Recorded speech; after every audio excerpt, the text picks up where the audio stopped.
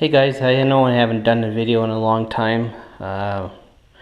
Been sitting on my arse a lot. I was working up north for a while up in Fort McMurray, and you're not allowed to take pictures or videos or anything like that on those bloody oil sand sites, so I've had to keep it down low on YouTube and all that, but I never did make any videos while I was up there. I just couldn't be inclined, and wasn't really much to see anyways. It's just a big hellhole up there. I hate that place. But anyway, did see some cool equipment like Hitachi EX3600s and 1900s and 2500s and a pile of 85, 90 ton excavators and 240 ton haul trucks, 400 ton haul trucks, all that jazz.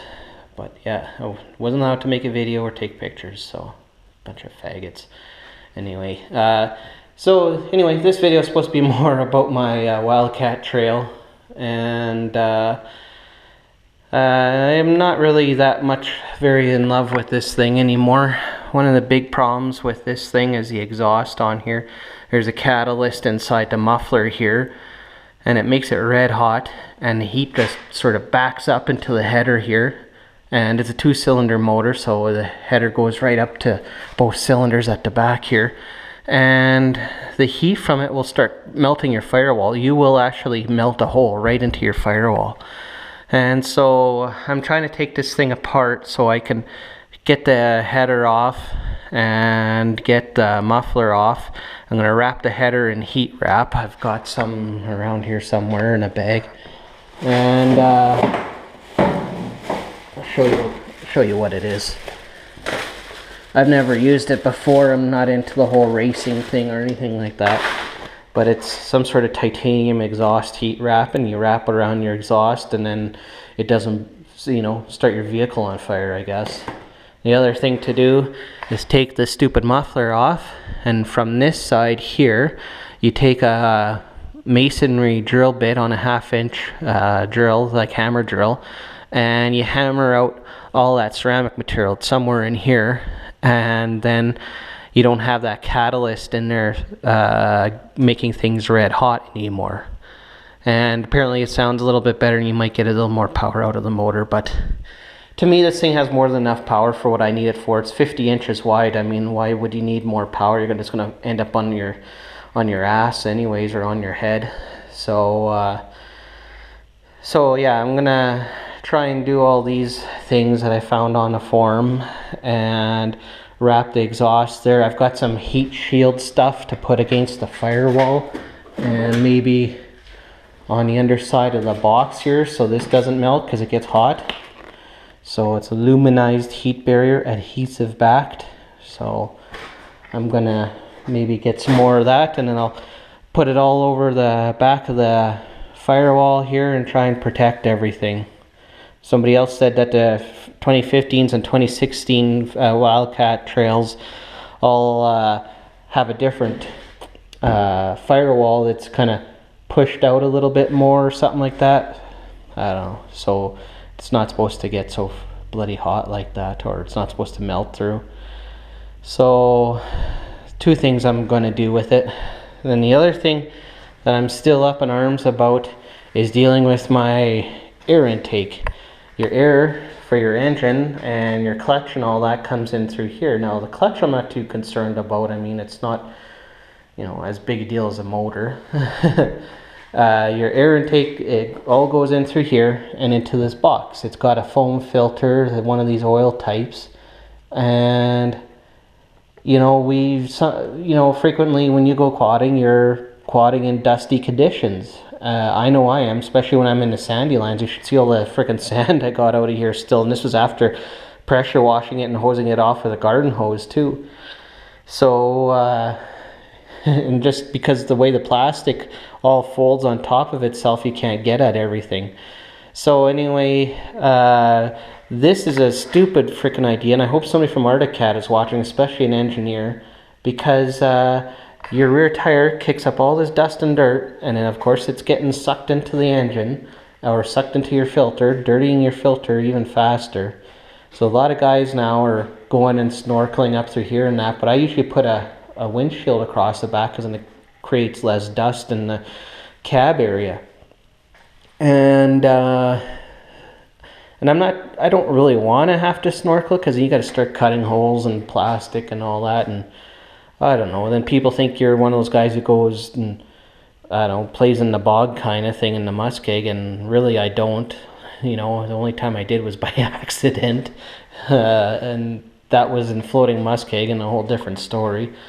And that was a different machine too. It wasn't this one, and I don't have a winch on this one yet, anyway. So, and with these gay ass factory tires, it wouldn't go very far. And anyway, so the other thing to do, one guy on the Arcticat forum, he went and took a pipe, went right from the throttle body here, routed it up, and he's gonna put a proper air breather from a diesel engine, like something you'd see like a Donaldson air filter sort of setup. I think a couple guys are actually doing that, and I'm thinking of doing the same thing. It's just going to be a little bit costly and going to require some plumbing, which will be a bit frustrating. At least I think it'll be frustrating. So it'll require some plumbing, that, and then it deletes this damn thing. And it's a pleated paper type air filter, pretty much what you'd almost find on the Polaris. I know my Sportsman had that sort of design, except it's bigger and it's more industrial, so it's better built. And that way it keeps your air going into your engine cleaner. You're not fucking around with a stupid foam filter that you've got to dry overnight in a bucket or something like that. And you don't have to spray oil on it to catch the dust. It's just a whole lot better. And I'm thinking of doing that, but I'm not too sure about it. Not really the greatest at fabricating things. So we'll see. It's really making me wish that I had bought the Honda Pioneer 500, even though it's a much smaller motor. And it looks a little more like a pickup truck, and it's pretty ugly. It's kind of got an underbite to it, but I think maybe it's the ugliness that was one of the reasons why I didn't buy it. That, and I like the 2-cylinder engine that was in these things. And the Honda dealer that I was dealing with was a bit of an ass anyway, so he had two models in stock at his place, and he couldn't let me even demo one of them just to see how I liked it or play around with it a little bit. So I don't know, in spite, I went and bought this from Arcticat dealer, who's a nice guy and everything. I have nothing against him, but really I think I should have just went for that little Honda. Would have served me and my family a lot better. Because now I've got a little girl, she's almost 2 years old, and she loves going for car rides and stuff with daddy, or truck rides especially. And there's no seat in here for her because it's bucket seats. The Honda Pioneer, however, is bench seats because it's kind of more utilitarian built, and maybe that's what I should have went for. So I'm stuck making payments on this bloody thing. Hopefully I can pay it off one of these days, and then I'll see about, I don't know what that was, it's probably my cat. Then I'll see about getting the Honda. And I think the Honda's a little bit shorter too, because I parked this in the back of my truck box. I have sort of a mid-sized truck box, 6'4". It's a 3/4 ton truck. I call it mid-size because I think you could even get a 4-foot box or 5-foot box for them, which is dumb.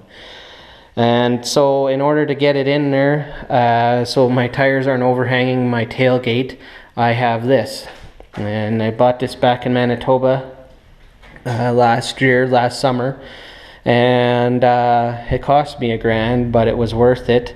It's kind of hard to see because I got all this stuff from the trail sitting on it, but it plugs into your receiver hitch, your standard 2-inch receiver hitch. It's made out of aluminum. I think it's got a 1,200 pound weight rating, something like that. The ramps are fixed to it. You don't have to worry about them slipping off like with normal tailgate ramp systems. They're a 3-piece folding setup, so it's not like a real steep incline either. And they've got a little locking mechanism. You can sort of see it right there. And it's made by Jansen and Sons Welding in Altona, Manitoba. Give them a call if you want one. And It's a really nice design. I have the front wheels so that they're sitting right in here, so they're safely cradled. Don't have to worry about the tailgate cables breaking and all hell letting loose on the highway. So I drove this thing all the way from St. Joseph, Manitoba, in the back of my truck to Lethbridge, Alberta, and I never had a single problem. So I'd say that's not a bad design. So I guess I'll get back to taking things apart, especially the exhaust system. I'd like to go riding pretty soon. I live close to the mountains, about an hour and a half away or so, give or take, depending what Mach number you fly at. And I'll start dismantling this, see what I can get at, and I'll probably do an oil change on it. I haven't done one in a long time, and it's been sitting for a long time now. It's been sitting for almost a year. I've only ridden it once since we moved, and that was back in the sandy lands. I went with my brother and a whole bunch of friends, and there was a real nice thick powdery layer of snow on the ground by then. It was just a blast.